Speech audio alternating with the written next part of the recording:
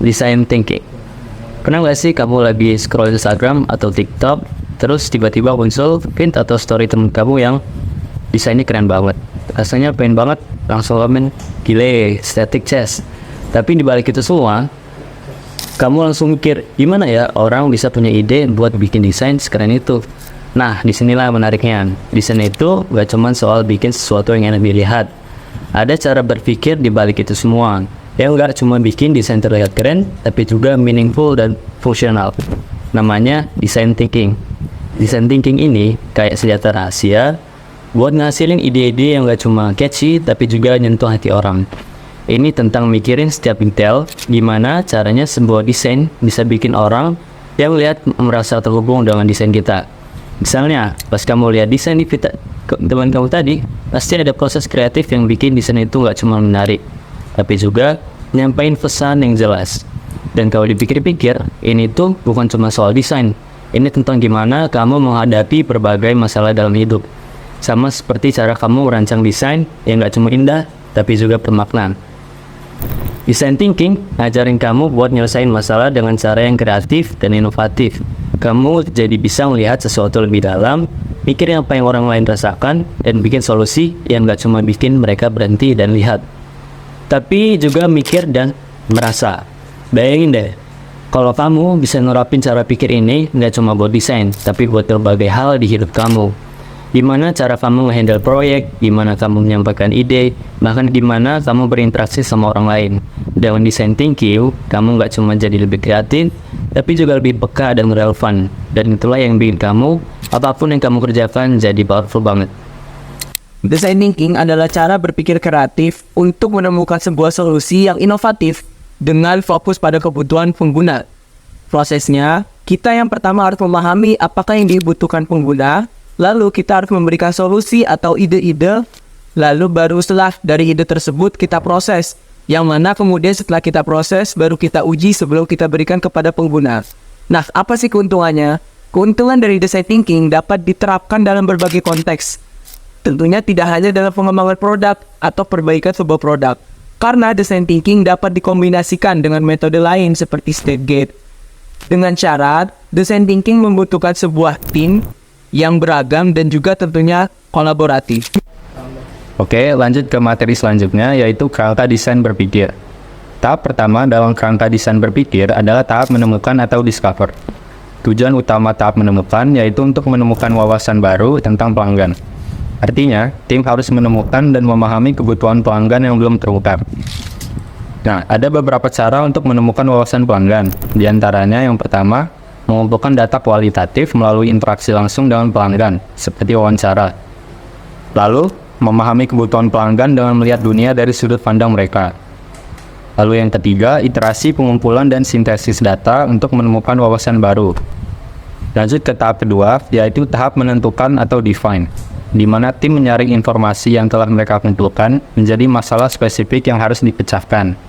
Contohnya seperti siapa yang menghadapi masalah, misalnya orang tua yang sibuk. Lalu, apa yang pelanggan butuhkan tetapi belum ada solusinya. Misalnya, cara untuk mengatur jadwal keluarga yang sibuk. Nah, setelah menentukan masalah yang harus diselesaikan, tim harus menentukan masalah mana yang layak dipecahkan pada tahap selanjutnya. Tahap selanjutnya, yaitu tahap create atau ciptakan.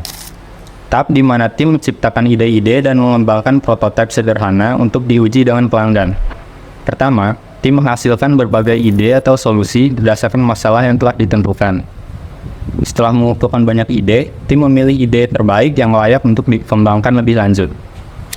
Pemilihan ini dilakukan dengan mempertimbangkan beberapa kriteria seperti keinginan pelanggan, apakah ide tersebut diinginkan oleh pelanggan, lalu kelayakan, bisakah ide tersebut diwujudkan secara teknis, lalu kelangsungan bisnis, apakah ide tersebut bisa mendatangkan keuntungan atau manfaat jangka panjang bagi bisnis.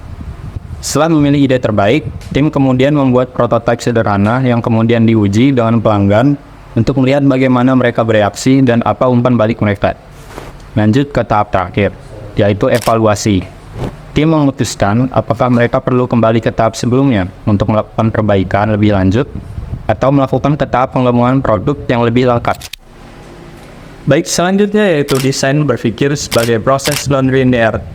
Desain berpikir sebaiknya dipahami sebagai proses iteratif dan non-linear, bukan sebagai urutan langkah yang kaku.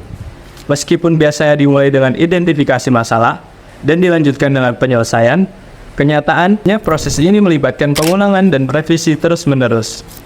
Pendekatan ini menekankan pentingnya menghasilkan solusi awal meskipun belum sempurna, untuk belajar lebih lanjut dan memperbaiki solusi secara bertahap. Desain berpikir memberikan fleksibilitas yang memungkinkan tim untuk beradaptasi dengan tantangan yang muncul dan meningkatkan peluang dan menemukan solusi terbaik.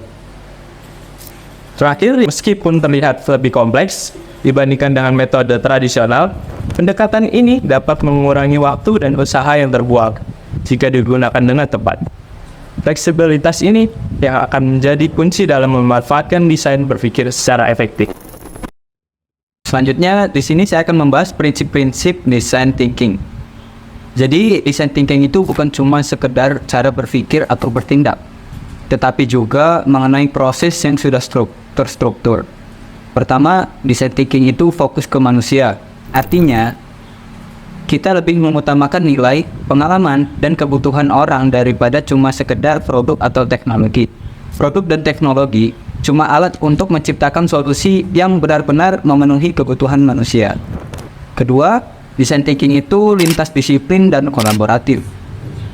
Kita butuh tim dengan berbagai latar belakang dan perspektif. Kadang kita juga melibatkan orang luar seperti pelanggan atau ahli buat mendapatkan insight tambahan. Ketiga, design thinking itu holistik dan integratif. Kita perlu memahami hubungan dan koneksi antara ide-ide yang kelihatannya nggak nyambung. Keempat, fleksibilitas dan kenyamanan. Dengan ketidakpastian itu, design thinking paling efektif buat menghadapi masalah yang nggak jelas. Dan kita harus siap beradaptasi dan coba-coba. Kelima, keterampilan komunikasi multimodal juga perlu.